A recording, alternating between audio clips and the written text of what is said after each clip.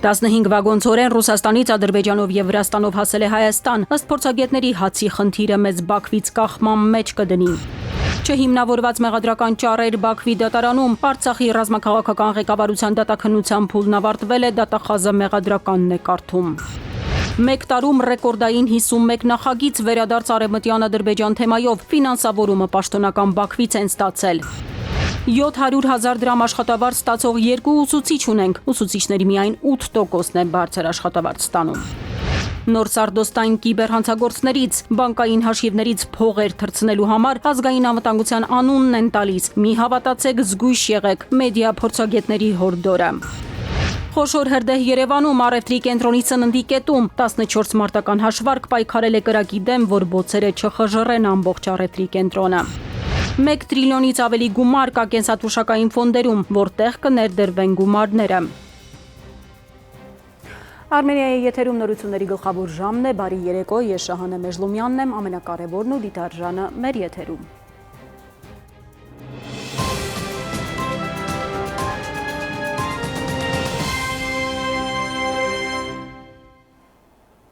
Ռուսաստանից 15 վագոն 1000 տոննա հացահատիկով բեռնված գնացքը անցնելով Ադրբեջանի եւ Վրաստանի տարածքով հասել է Դալարիկի կայարան։ Մինչև 2026-ի հունվարի վերջը այդ ճանապարհով Հայաստան կհասնի ևս 132 վագոնցորեն, ռուսական կողմից են հայտնել։ Դեպի Հայաստան բեռների տարանցման սահմանափակումների վերացման մասին Ալիևը անցած ամիս հայտարարեց Ղազախստանում։ Փաշինյանի խոսքով սա անակնկալ էր հայկական կողմի համար։ Փորձագետները այս անակնկալ որոշման մեջ ռիսկեր են տեսնում։ Չի կարելի թույլ տալ, որ հացի խնդիրը Բաքվից կախման մեջ մեզ դնի։ Հայաստանի եւ Ադրբեջանի միջև խաղաղության կեղծ օրակարգի բաղադրիչ դարձավ նաեւ Ադրբեջանով հացահատիկի ներմուծումը Հայաստան։ Ըստ քաղաքագիտական համայնքի առաջին հերթին Հայաստանը կախվածություն կունենա Ադրբեջանից։ Այսինքն երբ Ալիևը ուզի, մենք հաց ուտենք, երբ Ալիևը չուզի, մենք հաց չուտենք։ Հենց որ Ալիևը նորից հիշի, որ Սևանը ադրբեջանական լիճ է, որ Հայաստանը դա արևմտյան Ադրբեջան է եւ որևէ մեկը դրան առարկի Հայաստանում, նա մեր հացի ճանապարհը փակելու է։ Հիշում եք, որ Ղարաբաղցիներին սովամահ էին անում։ Այսինքն Ալիևը հնարավորություն կունենա դա անել, երբ որ նա ցանկանա։ Դա լրացուցիչ կախվածություն է ստեղծում Ադրբեջանից, մեզ փոկում է Ռուսաստանից։ Ըստ մասնագետների առաջին հերթին պետք էր մտածել երկրի պարենային անվտանգության մասին, ամրացնել կապերը Հայաստանի համար ստրատեգիական դաշնակից երկրների հետ։ Նրանք կապեր կստեղծեին Իրանի հետ, որ Իրանից ավելի շուտ ամեն ինչը հասներ, քանի որ Իրանը մեր ստրատեգիական դաշնակիցը կարող է լինել։ 1000 տոննայի չափ ցորենը Հայաստան հայտնի գործարարներից մեկին պատկանող ընկերությունն է ներմուծել Հայաստան։ Ինչ գնով եւ որքան գումար է վճարվել, օրինակ, Ադրբեջանին տրանզիտի համար հայտնի չէ։ Մանրամասների մասին տեղյակ չէր նաեւ Նիկոլ Փաշինյանը։ Չեմ կարող պատասխանել, որովհետև մանրամասներն որ ընկերությունն է, ինչքան է վճարվել, թե չի վճարվել։ Այստեղ պետք է տեսնել նաև թե բերողը ով է,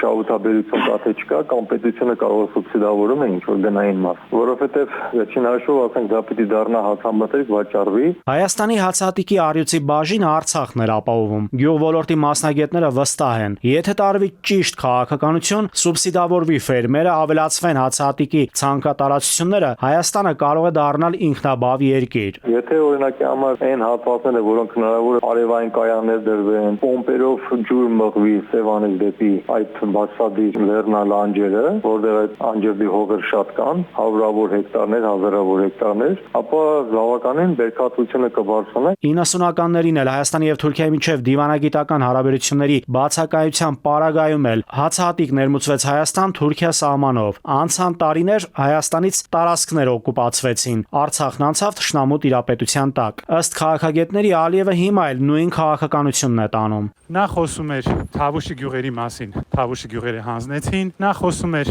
Մեղրիի մասին, Զանգեզուրի կորիդորի մասին, կորիդորն էլ հանձնեցին, հիմա էլ նա խոսում է Սևանից։ Այսինքն, եթե մենք էլի չենք հասկանում նա ինչ է անելու հետո, մենք արժանի չենք Սևան ունենալ։ Այդ հարցը պետք է տարան մարդկանց, ովքեր ապրում են Մարտունիում, Գավառում, Վարդենիսում։ Իրանց հասկացրեք, որ եթե Ալիևը մի բան ասում է, դրանից հետո նա Իրանը վերցնում է։ Կասկածելի է նաև ադրբեջանական ճանապարհներով բեռների փոխադրումը անվտանգ կլինի, եթե դրա տեղափոխումը Հայաստան շարունակական լինի։ Ով է դրա համար երաշխիք տվող ադրբեջանական կողմում։ Դա կախված է, թե որքանով է Ադրբեջանը կարողանում հսկելի դարձնել ամեն ինչը։ Տեսեք ինչն է, կարող է պետական մակարդակով ինքնազգողություն սահմանի, որ ոչ ոք ձեռ չտա, բեռին չթունավորի կամ չգիտեմ համատանգություն ապահովի, բայց կարող է ինչ-որ մեկը խելագարի մեկն է, որովհետև իրենք 20-30 տարի թունավորել են դիտակցությունը, ագաստության միջոցով, քարոշչության միջոցով ու կարող է նա ֆանատիկ լինում է, որը որ ինչ-որ մի բան է անում ու որը մեկը դա չի նկատում։ Այսինքն ես այդ առումով դեռ չէի համարի, որ անվտանգությունը այդ տեսանկյունից երաշխավորված է։ ՍԱՏՄ-ից հայտնել են, որ Ադրբեջանի տարածքով Հայաստան ներկրված ռուսական հացահատիկը կստուգվի։ Հացահատիկը կնմուշարվի եւ կուղարկվի բուսասանիտարական փորձաքննության։ Նաիրի Մուրադյան, ժամը լրատվական։ Ալիևը մի կողմից խաղաղասեր է ձևանում, հացի ճամփա բացում, մյուս կողմից շարունակում գեներացնել այսպես կոչված արևմտյան Ադրբեջան թեման։ Կառավարության ֆինանսավորման Բաքվում վերադարձ դեպի արևմտյան Ադրբեջանով թեմայով քննարկում են կազմակերպել, թվեր են հնչեցրել, թե այս տարի պաշտոնական Բաքուն ռեկորդային 51 նախագիծ է ֆինանսավորել վերադարձ դեպի Ադրբեջան, արևմտյան Ադրբեջան թեմայով։ Բաքվում ավարտվել է Արցախի ռազմաքաղաքական ղեկավարության դատավարական ֆարսը, դատախազները մեղադրական ճառեր են ընթերցել։ Բազմաթիվ իրավախախտումներով ընթացած այս կեղծ դատավարությունից հետո դժվար էր ակնկալել, թե 15 մեղադրյալներից որևէ մեկը անմեղ կճանաչվի, ասում է միջազգային իրավունքի մասնագետները։ Կեղծ մեղադրանքները համարվել են ապացուցված, մեղսագործ են որակվել սպարապետ Վազգեն Սարգսյանից մինչև Սիլվա Կապուտիկյան։ Բաքվի դատավարական ֆարսը հատել է դատաքննության փուլը, բացառությամբ Արցախի վերջին պետնախարարներից Ռուբեն Վարդանյանի նախկին ռազմաքաղաքական ղեկավարության միասնական գործով ըստ Ալիևի ուղիղ վերահսկողության ներքո գործող լրատվականների դատախազները մեղադրական ճառ են կարդացել, նշելով, թե 1988 թվականից, այսինքն Արցախյան շարժման մեկնարկից ի վեր, նրանց ձևակերպմամբ կատարված հանցագործությունների մեջ բոլորի մեղավորությունը հաստատված է, դատախազ կոչվածի ֆանտազիան։ Միացում հանցավոր կազմավորման շրջանակներում նրանց միավորեց ազգային ատելությունն ու թշնամանքի գաղափարը Ադրբեջանի ժողովրդի դեմ։ Այս պարոնը պնդում է, որ Ղարաբաղյան շարժման նպատակը Ադրբեջանի ինքնիշխան տարածքների օկուպացիան էր, մինչդեռ պատմությունն աշխարհի բաց աչքի առաջ էր։ Արցախի ժողովուրդը պայքարի էր դուրս եկել իրացնելու սեփական ինքնորոշման իրավունքը։ Իրավապաշտպանի գնահատականն է, ադրբեջանցիներն այս կերպ փորձում են մոռացության մատնել, չեզոքացնել Արցախյան շարժման բունեությունը, կեղծել իրականությունը միջազգային հանրության հիշողությունում։ Եթե մենք չենք հակադարձում ըստ էության, ու չենք փորձում պարզաբանել կամ իրազեկել այդ միջազգային հանրությանը, խոշույթների պատերազմել է սա, այսինքն սա տեղեկատվական նաև պատերազմ է, ոչ միայն ռեալ, ու Ադրբեջանը նաև դատավարությունները օգտագործում է հենց ինֆոպատերազմում իր խոշույթները առաջ տանելու համար։ Մեղադրական ճառերը դատախազները ներկայացրել են երկուշաբթի, մինչդեռ այսպես կոչված ապացույցների հետազոտման վերջին նիստն ուրբաթ էր, այսինքն դրան հաջորդող երկու ոչ աշխատանքային օրերը խոչընդոտ չէին այս կոստյումավորների համար։ Դժվար է ակնկալել, որ որևէ մեկ անմեղ կճանաչվի, հաշվի առնելով, որ սա դատավարություն չէր իրավունքի իմաստով, այլ դատաստան էր, ու ըստ էության ամեն ինչ արվում էր, որպեսզի իրենց խոշույթով, այսինքն Ադրբեջանի կողմի իշխանությունների խոշույթով իրենց նպատակին հարմար արդյունք լինի։ Սիլվա Կապուտիկյան, Զորի Բալայան, Վազգեն Սարգսյան, ադրբեջանցիների մեղադրական ճառը չի շրջանցել անգամ հայազգի ականավոր հասարակական քաղաքական այս դերակատարներին, մեկ այլ ցուցակել հրապարակել են հատուկ նրանց մեղադրելու, այսպես կոչված հանցավոր գաղափարները տարածելու համար։ Իրականում երկու նպատակ ունեն, եւ կոնկրետ անձանց դեմ հնչեցել մեղադրանքները իրենց դերը որոշների, որտեղ տարբեր դերակատարում ունեցող անձինք են, դատարանում հայտնվել, եւ իրենց դեմ է, բայց ըստ էության մեղադրանքը, քանի որ անհատականացված չէ, եւ մենք տեսել ենք, որ 30 տարվա 35 անգամ տարվա չորզարգացումներ են վերագրվում ու ավելի շատ ընդհանրական է հնչեցվում, այդ թվում ընդգծելով Հայաստանի որպես պետության դերը։ Արցախի ռազմաքաղաքական ղեկավարների միասնական գործով անցնող տարիների ընթացքում շուրջ 100 դատ է եղել։ Ռուբեն Վարդանյանի դեպքում հազիվ 40-ը, եւ մասնագետները սա պատահական չեն համարում, պնդում են, մյուսների գործով ժրաջանությունն իր հերթին, Վարդանյանի պարագայում ծով համբերությունն իր հերթին առանձին նպատակներ ունեին։ Իդեպ Ռուբեն Վարդանյանը երեք որդու հետ հեռախոսազրույցի հնարավորություն տեղեկատվություն է ունեցել ու բոլորիս Բաքվից փոխանցել է, որ Արցախը եղել է, կա ու կլինի, որ իրական հերոսը նա է, ով ի վիճակի է հույս ունենալ այնտեղ, որտեղ այն այլևս չկա, եւ որ հավատանք ինքներս մեզ, ինչպես Աստծո մասնիկը, բարին եւ լույսը։ Էդուարդ Պողոսյան, ժամը լրատվական։ Այժմ այն մասին, թե ինչ ենք դիտելու թողարկման երկրորդ հատվածում։ 700,000 դրամ աշխատավարձ ստացող 2 ուսուցիչ ունենք, ուսուցիչների միայն 8%-ն է բարձր աշխատավարձ ստանում։ Նոր Սարդոստային կիբերհանցագործներից, բանկային հաշիվներից փողեր թռցնելու համար ազգային անվտանգության անունն են տալիս։ Մի հավատացեք, զգույշ եղեք, մեդիա փորձագետների հորդորը։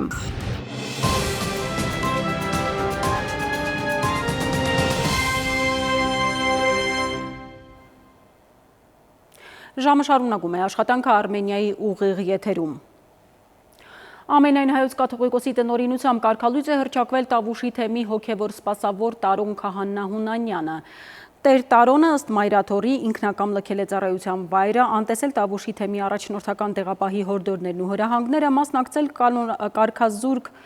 հռչակված Ստեփան Ասատրյանի կազմակերպած հակականոնական արարողությանը։ Կարգալույծ եկեղեցականը այսուհետև Վարդան Հունանյան ավազանի անունը կունենա։ Փաշինյանը խոսելով հեցի ճակատագրի մասին այսօր ճեպազրույցում ասել է, թե պիտի սպասեն հանրային ծառայությունները կարգավորող հանձնաժողովի որոշմանը, որից հետո ձևակերպեն մոտեցումը։ Փաշինյանի խոսքով նախկինում 2 սցենար է նշվել եւ այդ սցենարները մնում են ուժի մեջ։ Հանձնաժողովի որոշումը բովանդակություն է ունենալու, որը հնարավոր կամ անհնար է դարձնելու այդ սցենարները, ասել է Փաշինյանը։ Շատ մեծ կլինի գինը եւ ակնհայտ կլինի, որ պետական բյուջեի միջոցներով մենք չենք կարող այդ ձեռքբերումը իրականացնել, գնանք երկրորդ սցենարով, ինչ որ սցենարով մասնավորեցվում է միջազգային հեղինակություն ունեցող ընկերության մասնագիտացված եւ իհարկե բայց կառավարությունը որոշակի ներկայություն թե օրենսդրական կարգավորումով, թե բաժնետոմսերի, թե ոսկե բաժնետոմսով այդ արդեն քննարկվում է։ Հաջորդ թեմայի մասին տեսանկարահանում անասունի մորթից, որ կհաստատի փաստաթուղթը կեղծ չէ։ Սննդի տեսուչների պահանջով մսի պասաժները պետք է փաստաթղթի հետ ներկայացնեն նաև տեսանյութը, թե չէ մսեղենը կարող է առգրավվել եւ ոչնչացվել։ Իսկ ինչու են գյուղացիները անասունի մորթը սպանդանոցում իրականացնելու պայմանը հաճախ անտեսում։ Արմեն Աթելյանի ռեպորտաժում։ Նման կադրեր հաճախ են հայտնվում համացանցում։ Սննդամթերքի անվտանգության տեսչական մարմինն է հրապարակում կատարվող աշխատանքի արդյունքները։ Արդյունքն այս դեպքում առգրավված եւ ոչնչացված միսն է։ Չենք կարող հաստատել, որ մսեղենը, որն առգրավում է, վտանգավոր է առողջության համար։ Այլ բան, որ այն կարող է լինել վտանգավոր առողջության համար, այն պատճառով, որ հայտնի չէ այս մսեղենի ծագման աղբյուրը, այսինքն խանութը չունի համապատասխան փաստաթղթեր, որոնք կհաստատեն, որ վաճառվող միսը ունի սպանդանոցային ծագում։ Այստեղ իհարկե հարց է առաջ Ինչու են ձեռնարկատերերը շարունակում ձեռք բերել ոչ սպանդանոցային մորթի արդյունքում ստացված միս եւ նյութական վնասներ կրելու վտանգի առաջ կանգնում դրա հետևանքով։ Մենք Հայաստանում ունենք համայնքներ, որ սպանդանոցները բավականին հեռու է։ Մինչև 50-80 կիլոմետր հեռավորություն կա, որ պետք է այդ հեռավորությունը ֆերմերը հաղթահարի, իր բուծած կենտանին տանի հասցնի սպանդանոց։ Այսինքն ելնելով կիլոմետրաժից էլ արդեն ծախսեն ավելանում է։ Խնդիրը անասունին մեքենա բացելը, սպանդանոց անվնաս հասցնելը, որպեսզի մսի որակը չընկնի, բացատրում են մասնագետները։ Այսինքն կա օրենք, սակայն բավարար քանակի ենթակառուցվածքներ չկան։ Այն, որ մի մարզում կա այսքան սպանդանոց, չի նշանակում, որ հարևան մարզում բնակվող ինչ-որ ֆերմեր կարողանելու է իր կենդանիներին տեղափոխել այնտեղ մորթի համար։ Բացի այդ, դեռ հարց է, արդյոք սպանդանոցներն իրենք ապահովում են համապատասխան պայմաններ անվտանգ մորթի համար։ Եթե այսօր հանրապետությունում լուրջ խնդիր է, հիվանդությունները տարածված են, վխտում են, եթե հիվանդ կենտանին նույնիսկ սպանդանոց տանեն, սպանդանոցում այդ կենտանին չի առողջանալու։ Սննդամթերքի անվտանգության տեսչական մարմնում բացատրում են, գործարկված նոր համակարգով կարողանում են ստուգել կենթանուն առնչվող բոլոր անհրաժեշտ փաստաթղթերի, այդ թվում անասնաբուժի տրամադրածների առկայությունը։ Արտադիր այդ համակարգ պետք է կցվեն համապատասխան փաստաթղթերը, դա կենթանիների ուղեկցող Համար 1 անասնաբուժական վկայականն է։ Մորթից հետո մսի անասնաբուժասանիտարական փորձաքննության իրականացման փաստաթղթերն արձանագրությունն է կցվում եւ Արդեն այդ ամբողջականից հետո նոր ծրագիրը թույլ է տալիս գեներացնել, տրամադրել միս ուղեկցող փաստաթուղթ։ Մասնագետները նախորդ ժամանակաշրջանում բարձրաձայնում էին այս դաշտում հնարավոր թղթավաճառության վտանգի մասին։ Ինչն է խանգարում սպանդանոցներին առանց մոտ հանելու պարզապես փաստաթուղթ տրամադրել գումարի դիմաց։ Նախկինում մեր կողմից բացահայտվել են որոշ դեպքեր, որ կեղծ մորթի արդյունքում, այսինքն կենթանու մորթ չի իրականացվել, բայց արդյունքում տրվել է ուղեկցող անասնաբուժական վկայական ձև համար 5, ինչև կենթանու մորթը սկսելը պետք է պարտադիր վիդեո նկարահանում անեն ծրագրի միջոցով, որը որ ապացուցում է կենթանու մորթը։ Թե չի ապահովում, ծրագիրը առաջ չի տալի։ Ինչ վերաբերում է հենց սպանդանոցների հիգիենիկ սանիտարական պայմաններին, ծննդամթերքի տեսչական մարմինը պլանային ստուգումներ է կատարում այս օբյեկտներում։ Տեսչությունը թերևս սահմանափակ ռեսուրսների պատճառով ստուգումներն իրականացնում է ոչ հաճախակի։ Արմեն Աթալյան, ժամը լրատվական։ Եկող տարվա բյուջեով հսկայական միջոցներ կհատկացվեն դպրոցաշինության համար։ Պետությունը առաջիկա 1 տարում նախատեսում է 300-ից ավելի դպրոց կառուցել եւ հիմնանորոգել։ Կրթության փորձագետները սա անիրատեսական են համարում, ասում են, շատ դպրոցների կառուցման մրցույթները անգամ հայտարարված չեն։ Նրանք բարձրաձայնում են սահմանային գյուղերում փակվող դպրոցների թեման։ Դպրոցները կառուցում, թե փակում են։ Հայաստանում մինչև 2026 թվականի ավարտը ըստ կրթության նախարարի նախատեսվում է 308 դպրոց կառուցել ու նորոգել։ 308-ից 139 կլինի կառուցված, 169 կապիտալ վերանորոգված։ Սահմանված ժամկետները սակայն իրատեսական չեն համարում ոլորտի փորձագետները։ Ասում են, հանրապետության մի շարք դպրոցներում դեռ նույնիսկ նախագծի մրցույթները հայտարարված չեն, ուր մնաց թե եկող տարվա վերջին հիմնանորոգված դպրոց ունենան։ Այդպիսի մի դպրոց Գեղարքունիքի լիճքի հիմնական դպրոցն է։ Այստեղ էլ սայլը տեղից չի շարժվում։ Փորձագետը կասկած չունի, որ դարձյալ ձախողելու են։ Նախարարությունից կա տեղեկատվություն, որ միջև տարվա վերջ, այսինքն 2025 թվականի ավարտը նոր կհայտարարվեն մրցույթներ։ Այդ դպրոցների մեծ մասը հələ նախագծանախաշվային փաստաթղթերի ձեռքբերման փուլում են գտնվում։ Այսինքն այդ իրենց թիրախին իրանք չեն հասնելու հաստատ։ Նախարարի ներկայացրած թվերում սակայն բացակայում են փակվող կամ փակված դպրոցների մասին տեղեկությունները։ Կառավարության որոշմամբ մինչև 2026 թվականը 100-ից պակաս աշակերտ ունեցող 230-ից ավելի դպրոցներ կմիավորվեն։ Վառ օրինակն է վերջերս փակված Վայոց ձորի Կարմրաշենի միջնակարգ դպրոցը։ Ցանկն ի դեպ ձեր էկրաններին է։ Կրթության փորձագետի դիտարկմամբ նախարարության քաղաքականությունը կառավարչական բազում սխալներով է։ Դեռ նորը չկառուցած քանդում են հին դպրոցն ու երեխաներին տեղափոխում տարատեսակ հաստատություններ։ Պետք է ճիշտ պլանավորեն, որ երեխան մաքսիմալ քիչ դուժի երեխաների կրթության իրավունքը։ Տեղեր կան, որ դպրոցների շենքերը քանդել են նոր դպրոց կառուցելու նպատակով։ Շինարարությունը ժամկետներից չեղում է տվել ու ստացվում է, որ երեխաները պետք է տարբեր շինություններում իրենց կրթությունը իրականացնեն կամ գնան հարևան դպրոցներ երկրորդ հերթով։ Իսկ ինչքան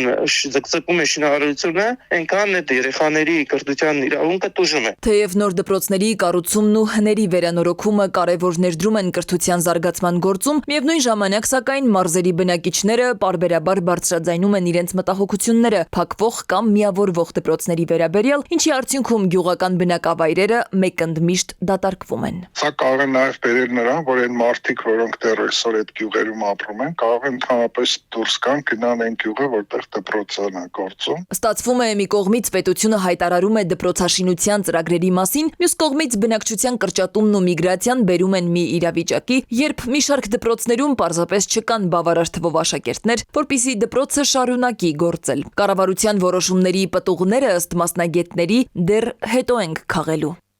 Սվետլանա Ավդիշյան, ժամը լրատվական։ Հայաստանում ուսուցիչը կարող է ստանել 700,000 դրամ եւ ավելի վարձատրություն, կառավարության նիստում վարչապետն է հայտարարել։ Նրա խոսքով սեպտեմբերի տվյալով 109 ուսուցիչ 500-ից 600,000, 22 ուսուցիչ 600-ից 700,000 եւ 2 ուսուցիչ 700,000 դրամ եւ ավելի վարձատրություն է ստացել։ Կրթության ոլորտի փորձագետները սակայն նկատում են հանրապետության գրեթե 40,000 ուսուցիչների շուրջ 8%-ն է համարվում բարձր աշխատավարձ ստացող։ Եթե հանրային մարդ եք, զգուշացեք, կարող եք հայտնվել զեղծարարների թիրախում, ձեր անունից նամակներ կուղարկեն մարդկանց կմոլորեցնեն, նպատակը ձեր բանկային հաշիվներից գումարներ կորզելն է։ Կիբերհանցագործները թակարդ լարելիս նոր հնարավորության են դիմել ազգային անվտանգության աշխատակցի անունից են հանդես գալիս բազմահարկ հեքիաթներ հորինում ձեր բանկային հաշվին հայտնվեց ադրբեջանական ինչ-որ փողերի մասին և իրավիճակից դուրս գալու փրկվելու համար իբր տարբերակ առաջարկում։ Արդյունքում կարող եք զրկվել ձեր բանկային խնայողություններից։ Ազգային անվտանգության ծառայության դեմքով ներկայացող կիբերհանցագործների թիրախում այս անգամ հայտնվել են նաև քաղաքասարակության ներկայացուցիչները։ Զեղծարարները ֆիքսել են անգամ պետական կառույցների լրագրողական համայնքի ներկայացուցիչներին։ Խարդախները լավ նախապատրաստված են, լրջորեն ուսումնասիրում են մարդկանց անձնական, աշխատանքային, սոցիալական կապերը։ Հետո այս կամ այն մասնագիտական ոլորտում ճանաչում ունեցող ծանոթ մարդու անունով կեղծ օգտատիրոջ միջոցով WhatsApp-ով, Viber-ով մոլորեցնում են, թե իբր ազգային անվտանգության ծառայությունը հետաքրքրված է տվյալ անձով եւ ով խայծը կուլ է տալիս, ընկնում է թակարդը։ Իրենք թիրախի մասին տեղեկություններ գտնում են Facebook-ից, Instagram-ից, ընտանիքի վերաբերյալ են սկսում հարցեր տալ։ Վստահություն են շահում ու անցնում սև գործին։ Այդ նախնական ծանոթությունից հետո կապ հաստատելուց հետո ասում եմ, որ քեզ գրում եմ, որտեվ բան ունեմ հայտնելու, մի խնդիր կա, մի հատ պատմություն առաջացել, որ ադրբեջանցիների հակերների հետ կապված ինչ-որ մի հատ խնդիր է, ԱԱԾ-ն է խառնված այս պատմության մեջ, բայց դու մի անհանգստացի, ոնց որ իրենք գիտեն, որ դու ոչ մի վատ բան չես անում, այսինքն ամեն ինչ նորմալ է, այնտեղ ասում են, որ գումարների ինչ-որ շրջանառության թեմաներ են, գումարներ են փոխանցվել տարբեր մարդկանց հայաստանցիների ու հետո դրա հետևից ոնց որ ԱԱԾ-ն գալիս է։ Խմբագիր Սաթիկ Սեյրանյանն ասում է, իր անունով 20 հոգու ուղարկել են տարբեր բովանդակության նամակներ, հիմնականում լրագրողների։ Երկու ստեկ սակայն գլխի են ընկել, որ մի բան այն չէ։ Եղել է, որ զանգել են ռուսալեզու ինչ-որ մարդիկ, խոսացող ինչ-որ մարդիկ են կապվել գործընկերներից եւ ըստ որոշ գործընկերներից ադրբեջանական ակցենտով ռուսախոս, այսպես հետո նաև հետաքրքրվել են արդյոք նրանք որոշ բանկերում հաշվի համարում են թե ոչ, այդ դեպքում խորհուրդ եմ տվել նույնիսկ որ գործընկերս կապ հաստատի բանկի հետ եւ տեղյակ պահի զգուշացի, որ այսպիսի բան է գնում։ Այսինքն օգտագործում են իմ լուսանկարները, իմ անուն-ազգանունը, բոլորի մոտ գրեթե այդ նույն հեռախոսահամարներ։ Կեղծ էջ են բացել ու նամակներ ուղարկել փոխնախարարի անունից, նա սոցցանցի իր էջում տեղեկացրել է հորդորել չտրվել սադրանքներին, չհավատալ։ Այս դեպքերը եզակի չեն, օրորի ավելի լայն տարածում կա։ Կիբերխարդախները յուրաքանչյուրի հետ նոր հնարքներ ու մեքենայությունների են դիմում, որ ավելի արժանահավատ երևա։ Ինչ կանխարգելիչ միջոցներ է կիրառում ոստիկանությունը։ Թեև ասում են, որ ամեն բան ձեռնարկում են հանցավոր խմբերին բացահայտելու ուղղությամբ, այնուամենայնիվ մասնագետներն ասում են, դժվար է նրանց գտնելը։ Ըստ երևույթին նրանք Հայաստանում չեն գործում։ Քնարիկ Պետրոսյան, ժամը լրատվական։ Կրկին դադար մեր եթերում կվերադառնանք րոպեներ անց։ Խոշոր հրդեհ Երևանում առևտրի կենտրոնի սննդի կետում 14 մարտական հաշվարկ պայքարել է կրակի դեմ, որ բոցերը չխժռեն ամբողջ առևտրի կենտրոնը։ 1 տրիլիոնից ավելի գումար կա կենսաթոշակային ֆոնդերում, որտեղ կներդրվեն գումարները։ Մեթեո աշխարհ ջերմաստիճանը կբարձրանա, ավելին հաջորդ թիվ։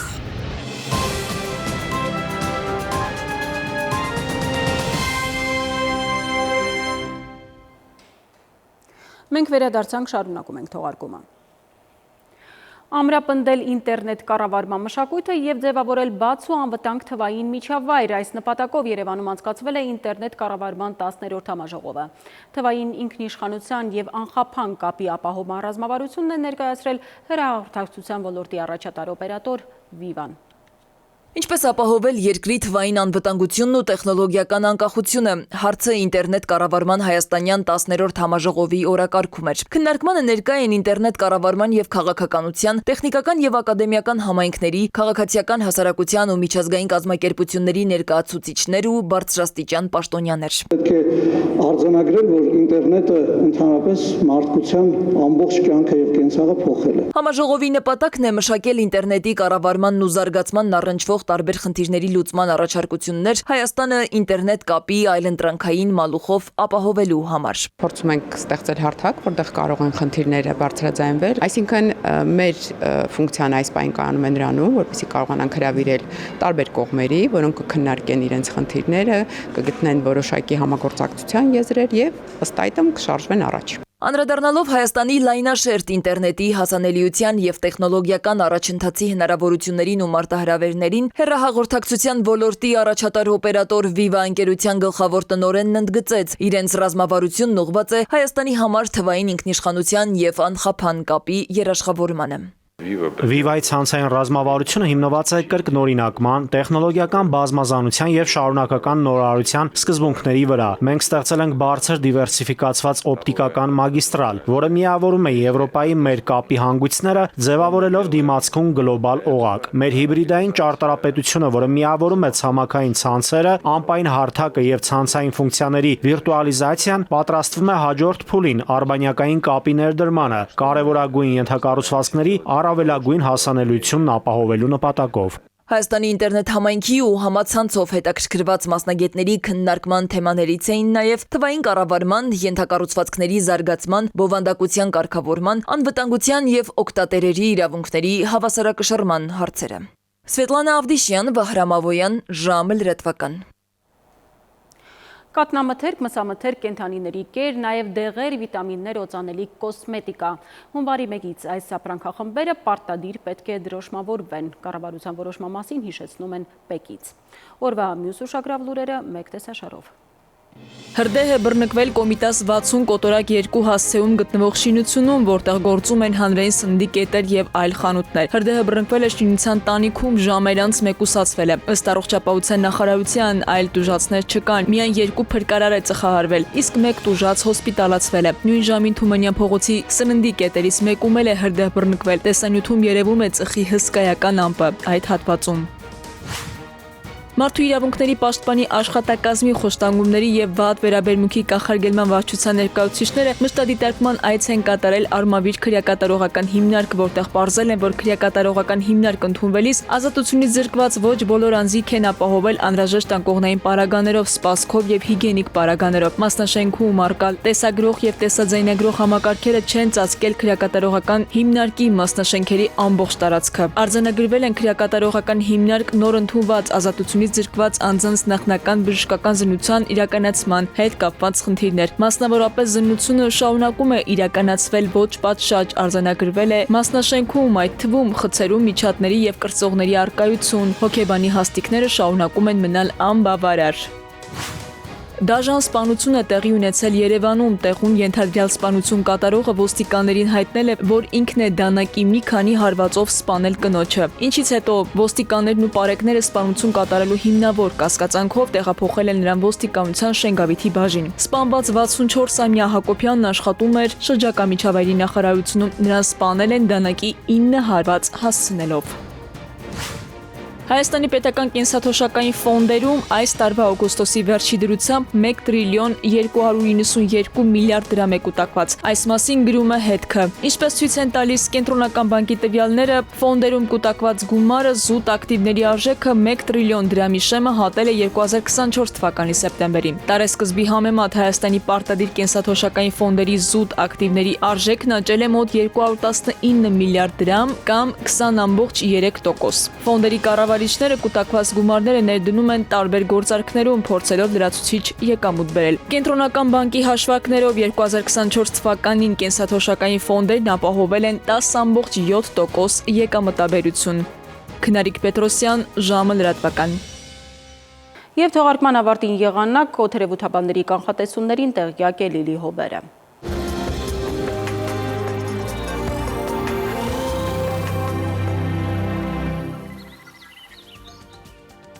Բարերեկո եղանակի տեսության հովանավորն է Ֆերոսի ապրանքանիշը,